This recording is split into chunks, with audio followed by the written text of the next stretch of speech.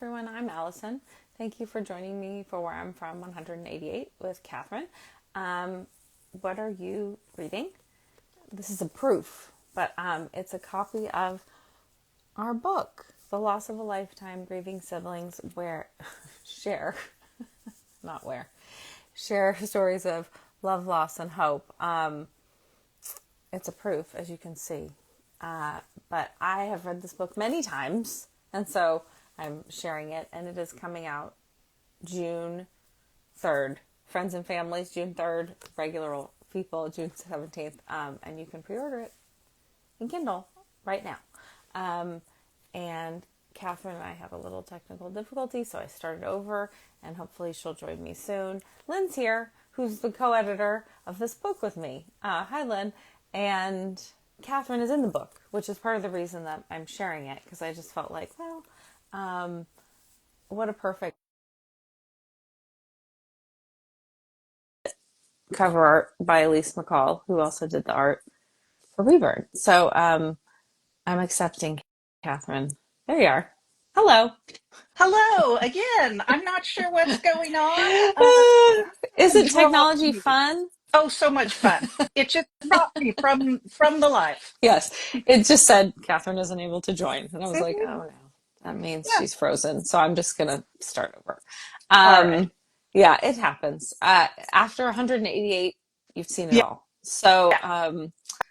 we'll just, I was talking about the book and how you're in it. And I hmm reread your powerful essay in preparation for this. And I am looking forward to being able to share this with other grieving siblings Yes. because it's a resource I wish I had. And I was reflecting on it on Monday. Lynn and I were in hmm conversation with Ronit Plank for her podcast. And it's just, I think it's going to help people. Oh, your phone is rogue. I don't know what's going on today. Oh, well, it's okay. All right. This is a safe space for your phone to Thank, do thank whatever you. it does. Thank you. So, anyhow, it's good to see you. Good to So, see you too. yeah, and how are you? You were saying it's lovely in San Jose. I was. It's a gorgeous, gorgeous 85 sunny day. Yeah. So, you know, You it's hard to gotta ask for more. you gotta enjoy it when it happens, the That's right. beauty. I am really feeling grateful for all the flowers that are hmm out in the world right now. They make me so happy. Yeah. Um, Yeah. so anything else before you read your poem? I don't think so. All right, go for it. Okay. Where I'm from a latchkey, from powdered milk and Noxzema skin cream. I'm from your typical suburban home, manicured, stout. It muffled the clangor of 6 kids. I'm from oleander bushes, beautiful but toxic. They adorned the front of the house. I'm from forced family art projects, Saturday morning cartoons, and loud, unfiltered debates. From an overburdened mother and an emotionally absent father who did the best they could with what they knew at the time. I'm from a code of silence and ridicule designed to maim. From life isn't fair and Alderetes are better, not bitter. And especially, don't eat too much of that. You'll get a big can. I'm from communion wafers choked down with cheap wine and Catholic guilt. From Revolutionary War patriots and laborers of the Southwest copper mines, whose family traditions seem to have been forgotten. I'm from Burger for a Bunch and Friday night TV dinners eaten alone. From my brother who abandoned us at age 24 to that same brother who killed himself 16 years later. In the hall closet, my mother kept a banker's box for each child, meticulously organized photos and mementos, reflecting the perfect childhood that never was. My and my brother's boxes live at my home now, reminding me it wasn't all bad and celebrating that I broke the cycle. Thanks. Thank you, Kathryn. Mhm. Um, have you, it made me think a lot of Meg Kissinger's book. Have you read her book? She's from a big Catholic family full of silence. Uh-huh. And, Yeah, you it's know, uh, it's, and I'm not, I'm from, well, there were five of us and we were a blended family, and my hmm brothers were Catholic. And so a lot of it really, I don't know, there was so much of what you talk about in this poem. It was just in the water, this kind of performative yeah. togetherness. Yes. Performative togetherness. I really like that. Yeah. And it's so hard to push back against, hmm I think. It was for I me. can I felt I very can villainous. yeah, yeah. Well, I can picture all eight of us. We had our designated pew each Sunday at Mass, and we all sat in our designated spots, and you couldn't deviate. And performative is a good adjective for that. Yeah, and it's like because everyone's doing it, I think there was an assumption that maybe you're the only ones who are unhappy. Right, right. And it's And very because lonely. and because there's a code of silence, you're not talking to other people about it, so you don't know Hmm. if you're happy or if other people are happy or not. Hmm. Yeah. And if it's just you who's sort of chafing against it, or if like because I think that the system is very much designed to make you wonder hmm if you're the problem hmm or be certain that you're the problem Yeah, because look at everyone else. They're yeah, doing just great. yeah. And also thinking about your overburdened mother, like how could hmm you not be overburdened by six children or five Right, or seven or right. any Yeah. number, any number up there? Six children, a husband who, Yeah, worked more than 40 hours a week and a oh, for sure. part-time job. So, well, actually, it was a full-time job at a certain point, so that she'd have some pocket money. Yeah, Yeah. yeah, yeah. I appreciated, you obviously have compassion for them, but also space for your own feelings and experience. And I think that is a difficult place to get to. It But is. It is. And it's taken many years to get here for sure. yeah, For sure. yeah. And I I think think, when you have kids yourself, it helps you understand a little bit more.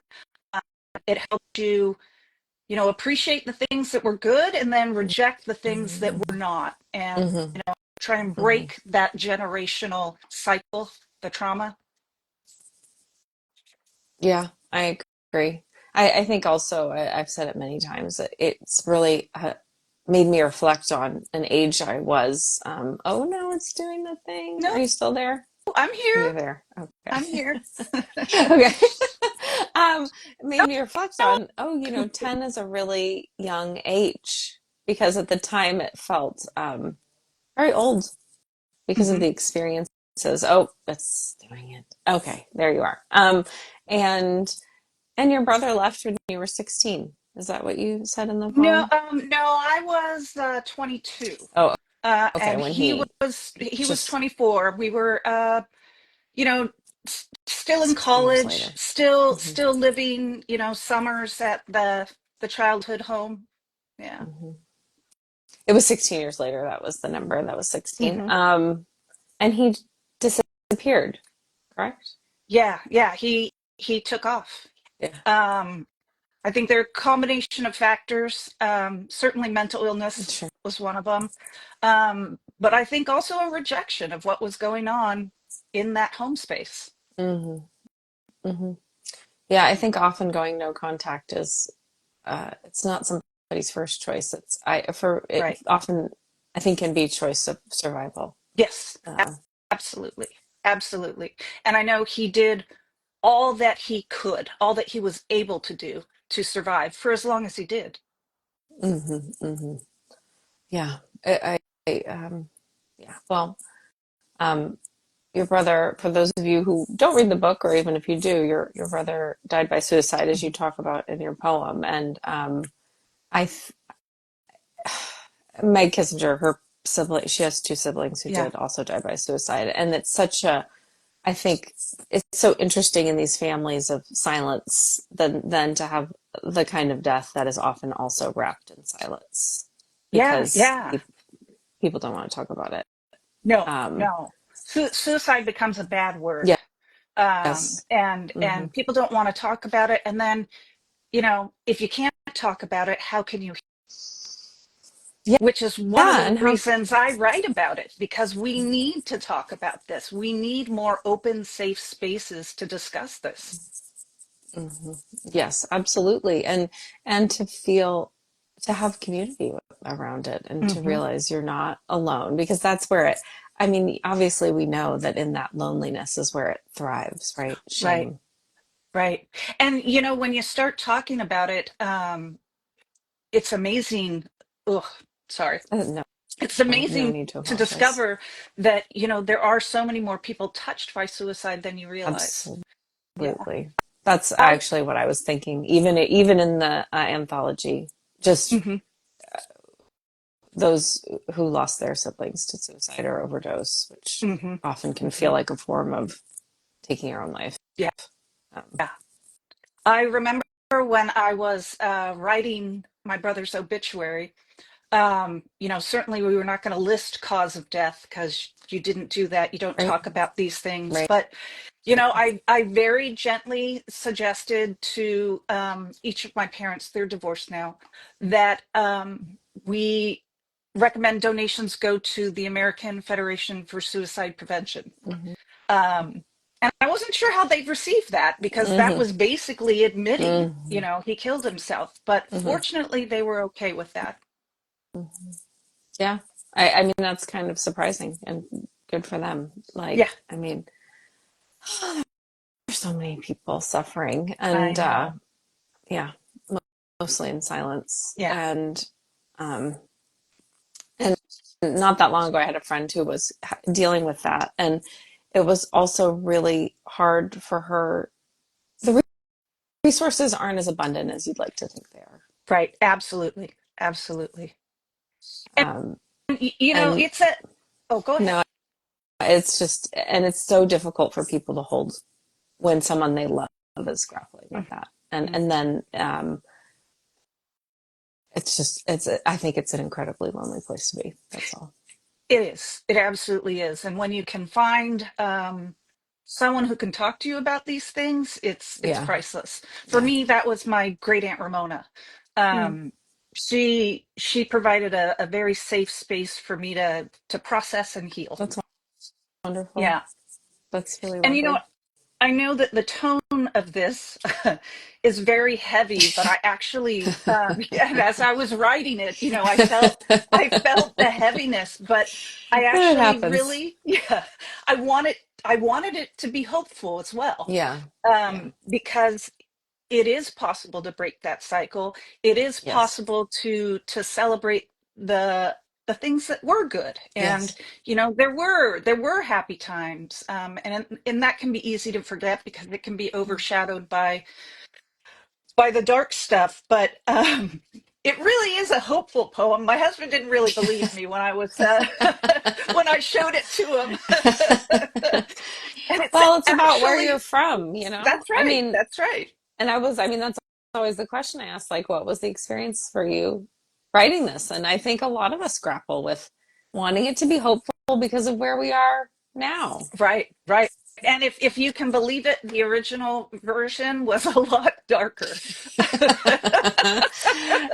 So I hard. I tried to lighten it up a little bit. I do one every year, and I'm like, this one's going to be cheerful, you know. Hmm. This year, I really forced myself to try to go there, and it was my birthday's in January. Uh-huh. It was such a wretched month, you know. I mean, Yeah. ugh, just in Oh, every yes. way. Hmm. And I was like, oh, well, okay, really? This is like, um, but I think that sometimes when we give ourselves that challenge, we think of your great Aunt Ramona, Hmm. of the flowers of the natural world, of all of these things that came together to hold us. And it's not just our family of origin. Like Hmm. it can be, but it's often like a much more expansive web. Absolutely. Absolutely. Well, especially when you're coming from a family that just doesn't talk about those things. Right. Um, Hmm. it's your chosen family, Yeah. and the friends and the people that you choose to surround yourself with. Yeah. Yeah. And the life you Yeah. choose to build. Hmm. And yeah. And I think I, it gets better. Yeah. And that was something Hmm. that because I think many of us in this book and many people I know and who've shared poems, there are times in your life where you think, wow, this is not good. And I Hmm. don't Hmm. know how I'm going to keep going. And it does get better. Like Yeah. it can get better. And it's important to say. And I also feel like it's so important to acknowledge everyone is carrying something. And Yes. I Yes. think we apologize for the heaviness that we've lived through or we carry, but I think that potentially when you're healing that, it gives you more compassion and grace Hmm. and Hmm. generosity. And I think that when we do talk about it, it helps, like it helps not just us, but it ripples out Yeah. and Yeah. makes space Yeah. for other people to have heaviness that Yeah. they're sharing, that they're Yeah. carrying and sharing. Um, and I just feel like we live in a world where still so many people don't want to talk I about stuff, and it know. is I like know. not good. Yeah. No. to, No, to it's not. It's simplify. not. I mean, just to put the words out there and Yes. expose them Yes. to Hmm. sunlight and expose Yes. them to So fresh true. air, Hmm. it's, amazingly cathartic. It is. And I had a lot of that experience in Al-Anon, just saying things out Hmm. loud and yeah, and not having to concern myself with who it might hurt or who it might, Hmm. who what I might have to defend in Hmm. myself. Hmm. And I try to provide that space here. Like you can share whatever your story is. Right. I'm not here to debunk it. Hmm. And Hmm. and I think so many of us, it's one of the, I think it's one of the biggest challenges in telling your story is feeling like you are allowed to tell it. Right, right. Well, and that's one of the reasons I appreciate what you're doing so much is, it's giving people an opportunity to, not only go through the process of writing it down and thinking about it and processing it, but to then put it out into the world. Mhm. And I think it's a beautiful thing because you're also, showing that look, we're all dealing Yeah. with different things, and you can find those people where, oh my gosh, I can connect in that way and I relate to Yeah. that, and truly we're not alone. Yes, and every poem I connect to Hmm. something, and that it's not really surprising at this point, but it is. Right. It's I find it comforting. We are all connected Hmm. and human, and um, so. Any other thoughts, Catherine? No, no, I don't think so. Just thank you for what you're doing. I think it's a beautiful thing. Thank you. It's my pleasure. Hmm. I truly love it. And what was your brother's name? I can't. I should remember all the Josh. siblings. No, that's okay. I don't actually think that I put his name. I wonder. I don't put Is his it? name in Yeah. many places, but it Mm, was Josh. Hmm. mhm. Yeah. Yeah. I was reading the beginning of my essay on the podcast. And still almost not. I'm not going to do it this time. I don't think. But almost every time I say Michael's Hmm. name, when I don't like prepare myself for it, I get choked up a little bit. Yes, every Yeah. time. Every time. Yeah, I the book club, one of the book clubs that we did, Yeah. Yeah. um, and I where I just mentioned his name, and it's been 13 years. Yeah. But, when you mention his name and how he passed, it's just a wave of emotion. Yeah. It can be overwhelming, but it's Yeah. good. It's good to release that. It's so good. And I feel like it's an acknowledgement of their significance Hmm. and their lives. Hmm. And I think that's part of the reason it chokes me up is because for so long I didn't say his name. I barely would Right, even say my brother died, but I right. certainly would just say my brother. Um, and so I think it also it speaks to me of like the road I've traveled too. Hmm. Not only him, but Hmm. it speaks to my own journey. Yes, Um, so, absolutely. well, Thank you, Kathryn. I'm very Oh, excited for thank you to hold you. this book in your I hands. I know. I can't wait. I can't wait. It is really something, and I'm so, so proud of us. I, I Lynn and I say it a lot, but we so mean it. It is a beautiful, I think Lynn first said it was a mosaic, and it is. yeah, Like all of these stories yeah. together, it is, it's beautiful. So thank you for being a part of it. So needed a resource. I'm sure you can relate that I wish I had 13 years ago. Yeah. All right. Thank All right. you.